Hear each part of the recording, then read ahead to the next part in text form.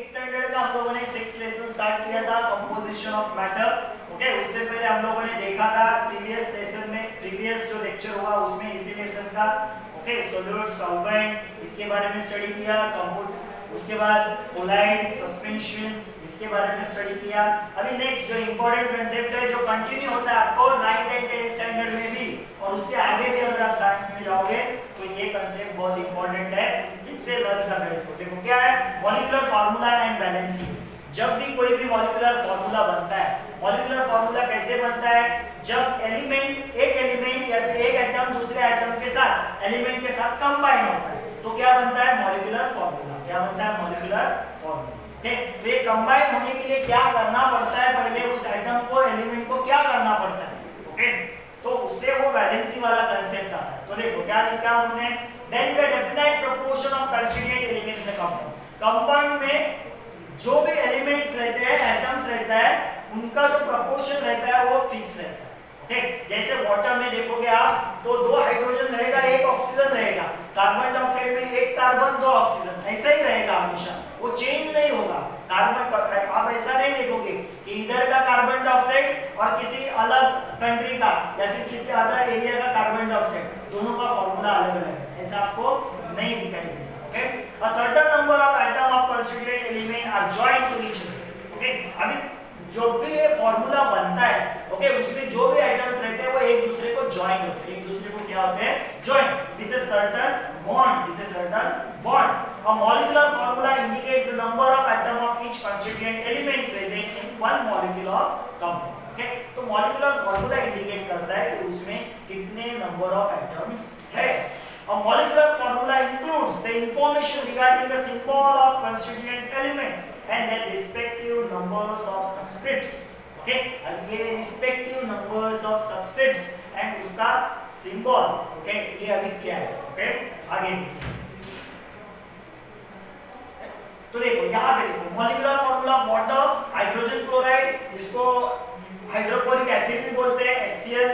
Okay, methane CH4, magnesium chloride MgCl। Okay, तो ये सब जितने भी है वो कंपाउंड्स है सर्टेन। ओके, देखो कंस्टिट्यूएंट्स एलिमेंट इसमें कौन कौन से, इसमें हाइड्रोजन है ऑक्सीजन है, इसमें क्या आएगा हाइड्रोजन क्लोरीन, इसमें क्या आएगा कार्बन हाइड्रोजन, इसमें क्या आएगा मैग्नीशियम क्लोरीन ये आएगा। Okay, number of constituents element okay उसमें कितने एलिमेंट्स है, हाइड्रोजन कितने हैं 2, ऑक्सीजन 1, इसमें तो एक ही है, इसमें कार्बन 1 है, हाइड्रोजन 4 है। देखो इसमें मैग्नीशियम 1 है, क्लोरीन कितना है, क्लोराइड कितना है 2 है। क्लोरीन नहीं बोल सकते हम लोग, क्लोरीन बोलेंगे तो Cl2 हो जाता है। ओके, क्लोराइड ओके तो कितना है, क्लोरीन एटम बोल सकते हैं हम लोग, मॉलिक्यूल नहीं बोल सकते, क्लोरीन एटम तो कितना है वो 2 है। तो कंस्टिट्यूएंट्स एलिमेंट ये अलग है, तो ये कंस्टिट्यूएंट्स एलिमेंट का नंबर देखो ऐसे हम लोग नीचे लिखते हैं। ओके, अभी देखो relationship between molecular formula and number of atoms various element in the molecule. The ability of joining to another atom with the chemical bond, a chemical property of each atom। हर एक atom दूसरे atom के साथ एक certain chemical bond से join होता है तो ये एक मॉलिक्यूल या फिर कंपाउंड बनता है। This ability is indicated by the number and this number is called balancing। Okay, यानी कि एक एटम एक एलिमेंट दूसरे एलिमेंट के साथ कंबाइन होता है। ओके, तो उसके अंदर एक एबिलिटी है कंबाइन होना, कंबाइन होने की कैपेसिटी। वो कंबाइन होते वक्त ओके उसका जो कैपेसिटी रहता है उसको बोलते हैं valency. Ability is indicated by the number. तो ये कंबाइनिंग एबिलिटी, कंबाइनिंग कैपेसिटी जो है दूसरे एलिमेंट के साथ कंबाइन होने की कैपेसिटी, जैसे देखो ये मैग्नीशियम क्लोराइड है तो ये मैग्नीशियम क्लोरीन के साथ कंबाइन होगा तो ये मैग्नीशियम की एक कैपेसिटी एबिलिटी है क्लोरीन के साथ कंबाइन होने की, क्लोरीन की एक कैपेसिटी है एबिलिटी है मैग्नीशियम के साथ कंबाइन होने की। तो ये जो एबिलिटी या फिर जो कैपेसिटी होती है वो एक नंबर में होती है, वो क्या होती है नंबर में, उस नंबर को बोला जाता है वैलेंसी। अभी वो नंबर कैसे आता है वो हम लोग आगे जाके देखेंगे। Okay, and atoms forms many chemical bond with the other atom and it's valency generally the valency of element remain constant in various compound. Okay, तो देखो मैग्नीशियम क्लोराइड में जो वैलेंसी रहेगा मैग्नीशियम एंड क्लोरीन का वो constant रहेगा, वो क्या रहेगा कांस्टेंट। सेम कंपाउंड में वैलेंसी चेंज नहीं होता। ओके, तो पहला हम लोग देखते हैं आगे जाके कि वैलेंसी क्या है, उससे हम लोग को ठीक से आइडिया नहीं आएगा ये कंबाइनिंग कैपेसिटी में नंबर कैसे आता है।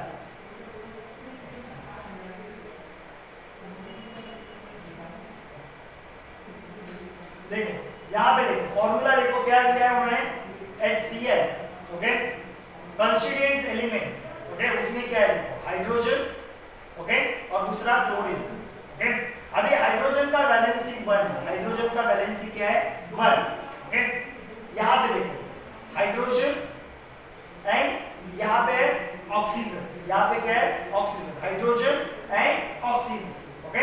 हाइड्रोजन का वैलेंसी 1, हाइड्रोजन का वैलेंसी कितना है 1, एंड ऑक्सीजन का वैलेंसी कितना है, ऑक्सीजन का वैलेंसी भी वैलेंसी 2 है, ओके, 2 है, ओके। अभी यहाँ पे देखो अभी ये वैलेंसी कैसे आता है वो मैं दिखा रहा हूँ।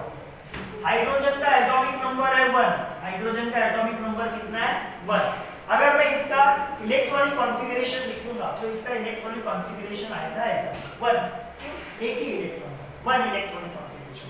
अभी ये हाइड्रोजन क्या करता है, किसी ना किसी के साथ कंबाइन हो रहा है। देखो यहाँ पे हाइड्रोजन किसके साथ कंबाइन हो रहा है, क्लोरीन के साथ कंबाइन हो रहा है। तो वो कंबाइन होते वक्त कुछ ना कुछ तो करेगा।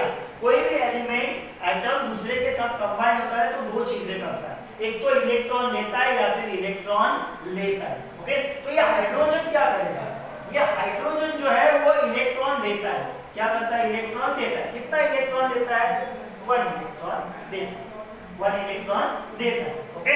तो हाइड्रोजन ने कितना इलेक्ट्रॉन दिया 1, यानी कि उसका वैलेंसी 1। तो कोई भी एलिमेंट इलेक्ट्रॉन देता है या फिर इलेक्ट्रॉन लेता है तो कितना इलेक्ट्रॉन दिया या फिर कितना इलेक्ट्रॉन लिया उस नंबर को बोला जाता है वैलेंसी। तो हाइड्रोजन ने 1 इलेक्ट्रॉन दिया, उसका वैलेंसी 1। अभी देखो यहाँ पे है क्लोरीन, क्लोरीन का एटॉमिक नंबर है 17 और उसका इलेक्ट्रॉनिक कॉन्फ़िगरेशन है 2,8,7। अभी क्लोरीन क्या करता है, क्लोरीन 1 इलेक्ट्रॉन लेता है, क्लोरीन क्या करता है 1 इलेक्ट्रॉन लेता है, ओके। तो 1 इलेक्ट्रॉन उसने लिया तो उसका वैलेंसी क्या हो गया 1, वैलेंसी क्या हो गया 1। इसका x यानी कौन क्लोरीन, ओके, उसका भी वैलेंसी कितना हो गया 1, ओके।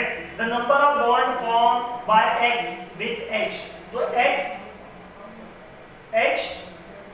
के साथ या फिर x h के साथ कितना बॉन्ड बनाएगा 1 बॉन्ड बनाएगा, कितना बॉन्ड बनाएगा 1, ओके। यानी कि उसके बीच में ऐसा बॉन्ड होगा h, ऐसा बॉन्ड बनाएगा h सिंगल बॉन्ड Cl, ऐसा बॉन्ड, ओके। अभी आगे और अगर हम लोग एग्जांपल लेते हैं, यहाँ देखो ऑक्सीजन, ऑक्सीजन का वैलेंसी उन्होंने कितना लिखा है 2। कैसे ऑक्सीजन का वैलेंसी 2, देखो ऑक्सीजन का एटॉमिक नंबर है 8, ओके, तो उसका इलेक्ट्रॉनिक कॉन्फ़िगरेशन हो गया 2,6, ओके। अभी ये ऑक्सीजन क्या करेगा 2 इलेक्ट्रॉन लेगा। अभी मैं बोल रहा हूँ 1 इलेक्ट्रॉन देगा 2 इलेक्ट्रॉन देगा, ये कैसे डिसाइड होता है कौन लेता है कौन लेता है, ओके। वो डिसाइड होता है कि उसका जो ये आउटर मोस्ट शेल है उसमें उसको स्टेबल होना है तो क्या करना पड़ेगा, देना पड़ेगा या लेना पड़ेगा, ओके। अभी देखो इसका ये आउटर मोस्ट शेल है यानी बाहर वाला शेल, बाहर वाले शेल में 8 इलेक्ट्रॉन बनना चाहिए अगर वो शेल है सेकंड थर्ड तो, ओके। अगर वो शेल फर्स्ट है तो उसमें 2 बनना चाहिए। जैसे हाइड्रोजन में फर्स्ट शेल में 1 इलेक्ट्रॉन था, अगर उसको स्टेबल होना है तो वहां पे उसको 2 इलेक्ट्रॉन बनाना है या फिर वो शेल ही खत्म करेगा, ओके। तो यहाँ पे देखो यहाँ के आउटर मोस्ट शेल में इसको 8 इलेक्ट्रॉन बनाना है, ओके। कितने हैं 6, तो क्या करेगा 2 लेगा, क्या करेगा 2 लेगा। तो ऑक्सीजन ने 2 इलेक्ट्रॉन लिया, इसके लिए ऑक्सीजन का वैलेंसी 2, ओके। वाटर, वाटर में कौन है ये H, हाइड्रोजन, हाइड्रोजन क्या करता है 1 इलेक्ट्रॉन देता है, 1 इलेक्ट्रॉन क्या करता है देता है, मगर यहाँ 1 इलेक्ट्रॉन दिया तो इसका वैलेंसी कितना हो गया 1 हो गया, कितना हो गया 1। तो देखो हाइड्रोजन का वैलेंसी 1 होगा, ओके। और दोनों के बीच में जो बॉन्ड बनेगा वो ये बॉन्ड बनेगा, डबल बॉन्ड बनेगा, क्या बनेगा डबल बॉन्ड, ओके। अभी यहाँ पे देखो H2S है, ओके। तो सल्फर का एटॉमिक नंबर हम लोग को पता होना चाहिए। तो यहाँ पे मैं और एक एग्जांपल लेता हूँ कार्बन का, सबसे इजीएस्ट कार्बन का, ओके। कार्बन का अगर एग्जांपल लेता हूँ तो यहाँ पे मेरा कौन है फर्स्ट कार्बन और दूसरा कौन है H, हाइड्रोजन, ओके। तो यहाँ पे देखो कार्बन, कार्बन का वैलेंसी जो है वो कितना है कार्बन का वैलेंसी अगर मुझे फाइंड आउट करना है तो कार्बन का एटॉमिक नंबर है 6, कार्बन का एटॉमिक नंबर 6, उसका इलेक्ट्रॉनिक कॉन्फ़िगरेशन है 2,4। ओके, अभी मैं बोलता हूँ कि वैलेंसी कैसे पता चलता है, कोई भी एलिमेंट इलेक्ट्रॉन देता है या फिर लेता है। अभी ये क्या करेगा 2,4, ये क्या करेगा, देगा या लेगा। ओके, तो ये जो है वो लेगा। कितना इलेक्ट्रॉन चाहिए उसको, यहाँ पे 8 बनाने के लिए उसको चाहिए 4। ओके, तो इसने कितना इलेक्ट्रॉन लिया, 4 इलेक्ट्रॉन लिया। तो कार्बन ने कितना इलेक्ट्रॉन लिया, 4, तो कार्बन का वैलेंसी हो गया 4। क्या हो गया, 4। ओके, हाइड्रोजन का वैलेंसी 1 है। ओके, तो इसके बीच में जो बॉन्ड बनेगा वो बनेगा 4 बॉन्ड बनेगा, 4 सिंगल बॉन्ड बनेंगे। कैसे सिंगल बॉन्ड बनेंगे, ये देखो, ये कार्बन है। ओके, 1 2 3 4, कितने बॉन्ड बन गए, 4। कैसे 4, देखो कितने हाइड्रोजन है, 4 हाइड्रोजन। ओके, तो देखो एक इधर हाइड्रोजन आया, एक इधर हाइड्रोजन, एक इधर हाइड्रोजन, एक इधर हाइड्रोजन। देखो 4 बॉन्ड बन गए, 4 बॉन्ड बन गए। नंबर ऑफ बॉन्ड फॉर्म, कितने बॉन्ड बन गए, 4। देखो 1 2 3 4, एक कार्बन और 4 हाइड्रोजन। फॉर्मूला देखो, एक कार्बन 4 हाइड्रोजन। ओके, ये वाला कंसेप्ट आपको ठीक से समझने के लिए आपको पहला वैलेंसी समझना चाहिए। ओके, तो सिंपल लैंग्वेज में वैलेंसी यानी क्या, कोई भी एलिमेंट एटम खुद को स्टेबल करने के लिए कितना इलेक्ट्रॉन देता है या फिर कितना इलेक्ट्रॉन लेता है, उसको बोलते हैं वैलेंसी। अगर 1 इलेक्ट्रॉन दिया वैलेंसी 1, 2 इलेक्ट्रॉन दिया वैलेंसी 2, 3 इलेक्ट्रॉन दिया वैलेंसी 3, 4 इलेक्ट्रॉन लिया वैलेंसी 4। ओके, अभी आउटर मोस्ट शेल में याद रखो 1 2 3 अगर इलेक्ट्रॉन है आउटर मोस्ट शेल में तो उनका वैलेंसी 1 2 3 आएगा। अगर 1 है तो वैलेंसी 1, 2 है तो वैलेंसी 2, 3 है तो वैलेंसी 3। अगर आउटर मोस्ट शेल में 4 5 6 7 ऐसे इलेक्ट्रॉन है तो इनके वैलेंसीज क्या है। ओके, तो ये आउटर मोस्ट शेल में 4 है तो ये क्या करेगा, और 4 देगा, तो इसका वैलेंसी 4 है। इसके आउटर मोस्ट शेल में 5 है, इसको 8 बनाने का तो क्या करेगा, 3 लेगा, तो इसका वैलेंसी 3 आएगा, इसका 2 आएगा, इसका 1 आएगा। कैसे 1, देखो आउटर मोस्ट शेल में 7, 8 बनाने का और 1 चाहिए तो वैलेंसी 1। अगर आउटर मोस्ट शेल में 8 इलेक्ट्रॉन है या फिर आउटर मोस्ट शेल में 2 इलेक्ट्रॉन है, अगर फर्स्ट शेल है और उसमें 2 इलेक्ट्रॉन है तो उसका वैलेंसी आएगा 0, क्योंकि ना वो इलेक्ट्रॉन देगा ना इलेक्ट्रॉन देगा। अगर आउटर मोस्ट शेल में सेकंड या फिर थर्ड में आउटर मोस्ट शेल में 8 इलेक्ट्रॉन है तो भी इसका वैलेंसी आएगा 0, क्यों, ना इलेक्ट्रॉन देगा ना इलेक्ट्रॉन लेगा। ओके, तो ये चार्ट आपको कंप्लीट करने के लिए आना चाहिए। उसके लिए आपको इसका एटॉमिक नंबर सबका क्या है वो आपको बाहर होना चाहिए। ओके, नॉर्मली एग्जाम में पूछा नहीं जाता, सिर्फ आपको वैलेंसी कैसे आता है, उसके बीच में कैसा बॉन्ड बनता है ये आपको पता होना चाहिए। नेक्स्ट देखो क्या लिखा है, various the constituent element can be deduced from the known molecular formula of compound. The basis of this is that univalency of hydrogen. Univalency, uni means 1. Okay. On the other hand, the molecular formula of compound can be written from the known valencies of constituent element by the method of cross multiplication. Okay. अभी हम लोग valency से molecular formula बना सकते हैं। Okay, कैसे बनाते हैं वो हम लोग आगे देखते हैं। ओके, अभी देखो वैलेंसी से अगर मुझे वैलेंसी पता है तो मैं मॉलिक्यूलर फॉर्मूला बना सकता हूँ। कैसे बना सकता हूँ, क्रॉस मल्टीप्लिकेशन। क्रॉस मल्टीप्लिकेशन कैसे, देखो अभी यहाँ पे देखो मेरे पास यहाँ पे उन्होंने बताया, मैं यहाँ पे आपको बताता हूँ। ओके, तो कार्बन का वैलेंसी 4 है, हाइड्रोजन का 1 है, वैलेंसीज दिया हुआ है सबका। अभी मैं करूंगा क्रॉस मल्टीप्लिकेशन, यानी क्या, देखो मैं ऐसा करूंगा, इसको ऐसे एरो दिखाऊंगा, इसको ऐसे। ओके, तो कार्बन का वैलेंसी 4 है, हाइड्रोजन का 1 है, तो ये वैलेंसी अगर मैं उसको क्रॉस मल्टीप्लाई करता हूँ तो मुझे मॉलिक्यूलर फॉर्मूला मिलेगा। कैसे, तो देखो, तो कार्बन कितने होने चाहिए, कार्बन नंबर ऑफ कार्बन इसके वैलेंसी से पता चलता है, इसका वैलेंसी क्या है 1, तो कार्बन कितने होने चाहिए, सिर्फ एक ही होना चाहिए, एक कार्बन। हाइड्रोजन कितने होने चाहिए, 4, हाइड्रोजन कितने होने चाहिए, 4। 1 कभी भी मैं नहीं लिखता हूँ तो CH4। अभी देखो इन दोनों का वैलेंसी दिया हुआ है तो इससे भी मैं इसका फॉर्मूला बना सकता हूँ। कैसे, ये देखो ऐसे क्रॉस करूंगा, ओके, तो नाइट्रोजन कितने होंगे 1 कभी मैं नहीं लिखता। n हाइड्रोजन कितने होंगे 3 बन गया मॉलिक्यूलर फॉर्मूला। अभी देखो ये और ये ओके, अभी आप बोलोगे इसको कैसे लिखूंगा मैं Fe2S2 Fe2S2 Fe2S2 ऐसे लिखूंगा नहीं, इसको मैं ऐसे लिखूंगा FeS। क्यों ऐसे? क्योंकि दोनों का जो वैलेंसी है वो सेम है। क्या है दोनों का वैलेंसी सेम, ये भी दो ये भी दो, तो इसको मैं सिर्फ FeS लिखूंगा। क्या लिखूंगा FeS ओके। यहाँ पे देखो ये कार्बन है और ये ऑक्सीजन है, तो मैं क्या लिखूंगा C2O4 ऐसा लिखूंगा क्या C2O4 ऐसा लिखूंगा क्या नहीं ओके। ये देखो इसके डबल है, इसके मल्टीप्लिकेशन में है ओके।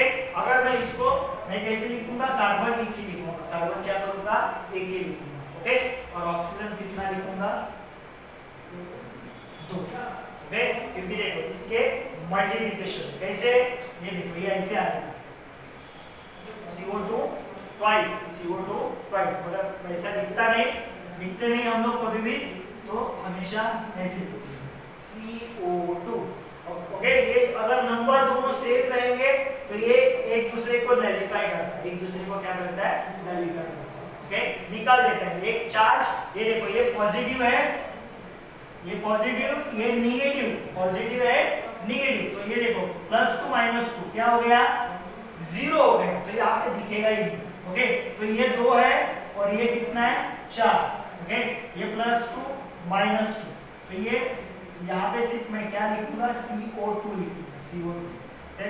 तो ये ऐसा बनेगा FeS और नीचे वाला बनेगा CO2 ओके। तो ये आपको एग्जाम में आना चाहिए कि वैलेंसी से हम लोगों ने कैसे मॉलिक्यूलर फॉर्मूलास बनाए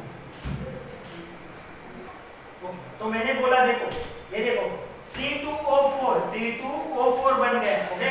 तो ये फॉर्मूला है वो स्मॉलेस्ट होना चाहिए, अगर पॉसिबल होता है कि उसको डिवाइड करके उसको हम लोग रिड्यूस कर सके तो करना चाहिए। देखो तो ये 2 है, ये क्या है 4, तो अगर मैं इसको 2 से डिवाइड करता हूं तो 2 से डिवाइड करूंगा तो यहाँ पे क्या आएगा 1, तो C1, इसको 2 से डिवाइड करूंगा तो क्या आएगा 2 ओके। तो क्या फॉर्मूला आएगा C1O2, इसको 2 से डिवाइड करूंगा तो 1 आएगा, इसको 4 को 2 से डिवाइड करूंगा तो क्या आएगा 2 आएगा ओके। तो फॉर्मूला बन गया C1O2 ऐसा कभी लिखते नहीं हम लोग, CO2 लिखते हैं। क्या लिखते हैं CO2। जैसे देखो Fe2S2 ऐसे आया था, इसको और मैं रिड्यूस कर सकता हूँ, 2 से अगर डिवाइड किया तो क्या आएगा Fe1S1, मगर 1 कभी लिखते नहीं हम लोग, तो FeS ऐसे फॉर्मूला को रिड्यूस करना चाहिए, तो उसके मल्टीप्लिकेशन में आना चाहिए ओके, उसको सेम नंबर से डिवाइड होना चाहिए तो ही पॉसिबल है। यहाँ पे 3 रहेगा और यहाँ पे रहेगा 5, तो आप बोलोगे इसको और रिड्यूस कर सकते हैं क्या, नहीं कर सकते। इन दोनों नंबर को एक ही नंबर से डिवाइड होना चाहिए तो ही रिड्यूस कर सकते हैं। यहाँ पे अगर 6 होता तो कर सकते थे हम लोग, इसको 3 से डिवाइड करेंगे तो क्या आएगा Fe, और इसको भी 3 से डिवाइड करेंगे तो क्या आएगा 3 ओके। तो ऐसे आ सकता है FeS, ये फॉर्मूला हो सकता है राइट।